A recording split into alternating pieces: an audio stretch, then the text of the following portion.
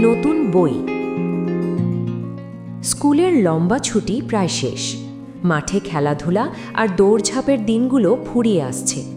রিনা, সুমন আর বিথির মনে তাই একটুখানি মন খারাপের মেঘ। নতুন ক্লাসে ওঠার আনন্দ থাকলেও ছুটির দিনগুলোর জন্য মনটা কেমন করছিল।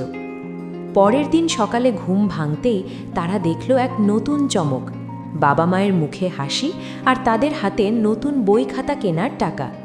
মুহূর্তেই তাদের মন খারাপের মেঘ কেটে গিয়ে সেখানে ঝলমল করে উঠল খুশির রোদ।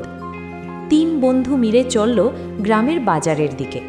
পথের ধারে সবুজ ধানক্ষেত, পুকুরে ফুটে থাকা শাপলা ফুল আর পাখির কলকাকলি, সব কিছুই যেন আজ তাদের সাথে আনন্দ করছে। তাদের পায়ে পায়ে যেন খুশির নূপুর বাজছে। বাজারে বইয়ের দোকানটা যেন এক রঙের রাজ্য। থরে থরে সাজানো নতুন বই, খাতা, পেন্সিল আর রঙের বাক্স। নতুন বইয়ের গন্ধে বাতাস ভরে আছে। কোনটা ছেড়ে কোনটা কিনবে তাই নিয়ে তাদের সে কী উত্তেজনা। রিনা বেছে নিল সুন্দর ছবি আঁকা একটা খাতা। সুমন কিনল বিজ্ঞানের বই, মহাকাশের ছবিতে ভরা।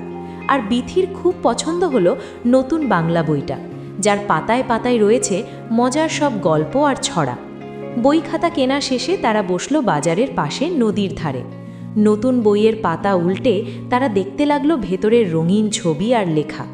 নতুন খাতার মসৃণ পাতায় হাত বুলিয়ে তাদের মন খুশিতে নেচে উঠল। সুমন বলল, নতুন বই মানে নতুন কত কিছু জানা। বিথি বলল, আর নতুন খাতায় সুন্দর করে লিখব সব।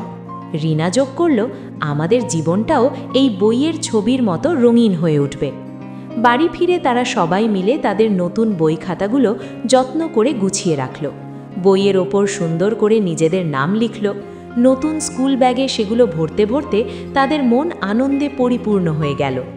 রাতে ঘুমের মধ্যেও তারা স্বপ্ন দেখল, নতুন বইয়ের পাতা থেকে রঙিন প্রজাপতির মতো উড়ে আসছে মজার সব জ্ঞান আর গল্প। সেই জ্ঞানে আর আনন্দে তাদের চারপাশটা ভরে যাচ্ছে। নতুন সকাল, নতুন দিন।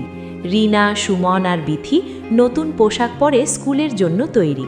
তাদের মনে একটাই গান, নতুন বই, নতুন খাতা, পড়ব আমি মজা করে, শিখব নতুন জ্ঞান, জীবন হবে রঙিন।